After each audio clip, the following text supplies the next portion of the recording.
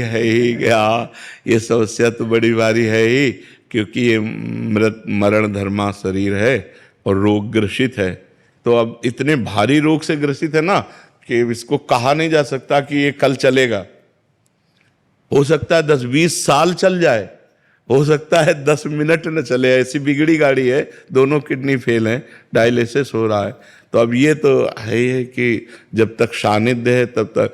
अब वैसे भी देखो, मोबाइल से देखना और फेस टू फेस देखना अंतर पड़ता है नहीं। तो अब प्रगट में जब हम किसी संत के सामने होते हैं तो हमको परमाणु भी मिलते हैं।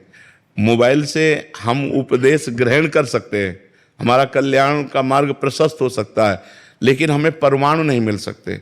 परमाणु तो फेस टू फेस ही मिलते हैं। अब जैसे आप देख रहे हो, आप बैठे हो इस वातावरण में, तो जो भजन के परमाणु हैं, जो भागवतिक परमाणु हैं, जो धाम के परमाणु हैं, वो आपके अमंगल का नाश कर रहे हैं और आपके दिमाग में बैठकर पवित्रता का विस्तार कर रहे हैं। ये मोबाइल से तो नहीं होगा ना। वो तो प्रगट में तो अब कितने दिन भगवान को रखना है ये हमको भी नहीं पता है। तब लगा रहता है महाराज जी। हाँ, आपको ही नहीं, लाखों लोगों का ऐसा प्रश्न है, लाखों। कई लोग तो रो के बोले ऐसा, और आपका जैसा प्रश्न है ऐसा हमारा भी प्रश्न है कि हम अपने गुरुदेव से संचलित हैं। अगर मेरे कल मुझे पता चले कि मेरे गुरुदेव अंतर्ध्यान हो गए तो जैसे प्राण निकल गए ऐसा शरीर रह जाए, फिर क्या रह जाए। गुरुदेव बैठे हैं तो इतना साहस है कि हमारे गुरुदेव है ना। तो गुरुदेव एक बल है, गुरु एक तपस्या भजन उसका बल है। अगर वो मान लो ये तो आपकी श्रद्धा से हो रहा है, और वो अगर संकल्प कर ले, मान लो आप श्रद्धावान हो रहे तो आपकी बैटरी चार्ज हो रही, और अगर वो अपनी तरफ से संकल्प करके आपको दे दें तो आप तो महाबलशाली हो जाएंगे। तो ये बात होती है कि प्रगट तभी तो होता है कि सौभाग्य है कि प्रगट में संतों का संग मिले। नहीं तो जब संत चले गए तो फिर उतना बात का प्रभाव भी नहीं रहता। जैसे हम हैं तो मोबाइल में उतना प्रभाव भी पड़ रहा है, और जैसे हमारा शरीर न रहे तो अभी वो सब ऐसे हो जाएगा, फिर उसका वो प्रभाव नहीं पड़ेगा, उतना प्रभाव नहीं पड़ेगा, वो धीरे धीरे धीरे धीरे सब शांत हो जाएगा।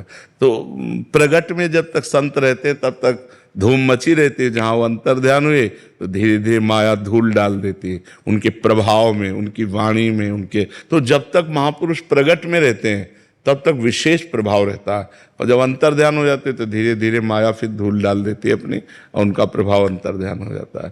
पर जो श्रद्धालु हैं, श्रद्धापूर्वक उनकी बात को मानते हैं, वो आजीवन उनकी बात पर मानकर उनका प्रगट अनुभव करते हैं।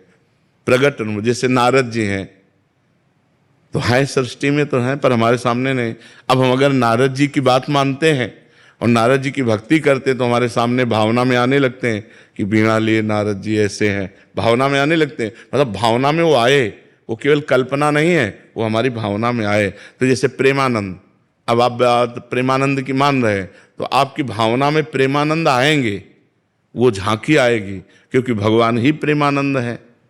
ये शरीर प्रेमानंद थोड़ी है, प्रेम और आनंद तो भगवान ही है ना। तो वही आएंगे, वही तुम्हारी रक्षा करेंगे और वही आपको सपोर्ट करते रहेंगे। ये शरीर तो लिमिट समय का, आप कितना समय ये हमको भी नहीं पता है, आप कितने मिनट का है, कितने घंटे का या कितने वर्ष का, इसका कुछ पता नहीं, आपका भी नहीं पता है।